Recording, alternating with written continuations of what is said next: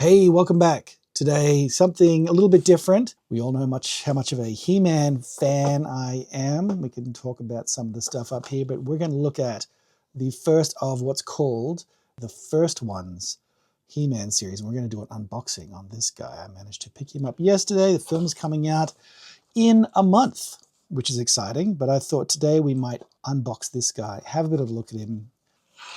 Let's have a look. So, packaging is nice. It's very much not like the original He-Man packaging, and that's okay. The thing I liked the most about it was that it came with the mini comic. I grew up a big fan of Frank Frazetta and Boris Vallejo's artwork, and I found that the comic books really sort of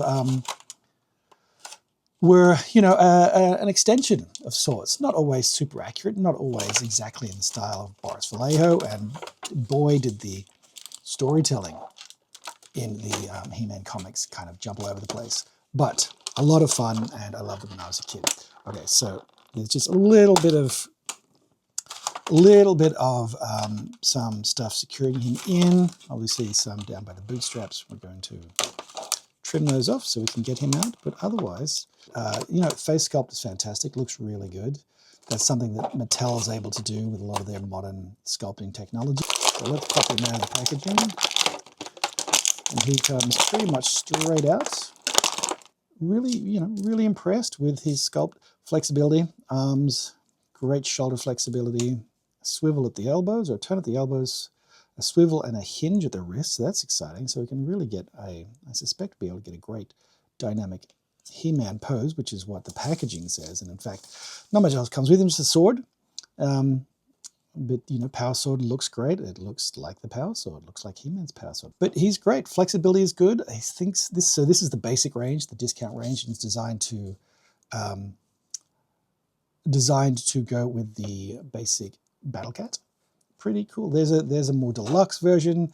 There's one which was quite interesting, which is in the style of the old He-Man characters, but actually this character done in the 80s version, which was also kind of neat. And the sword flexibility is great. It's all plastic cloths and whatnot, which is fine. The sword goes neatly in the back there. Nothing particularly special about the packaging, nothing particularly memorable. The back of the packaging, as you can see there, has some stats for He-Man, where they've got him maxed out in strength and battle, and then the numbers decrease down for intelligence and magic and speed. It is very much a modern take on He-Man. We might bring in a comparative of the original He-Man so you can see the two. This is actually, so we'll bring him in so we can compare the two. And height-wise, as you can see on that shot, height-wise, pretty similar in height. The original He-Man is far bulkier, but they're height-wise the same. So I'd be interested to see how this new He-Man fits in with the old toys, or maybe set him up with Castle Grayskull. But otherwise, really impressed with his flexibility. The fact that there's that little elbow, the little wrist hinge, which means he can pose really well and do the iconic sword to the sky pose.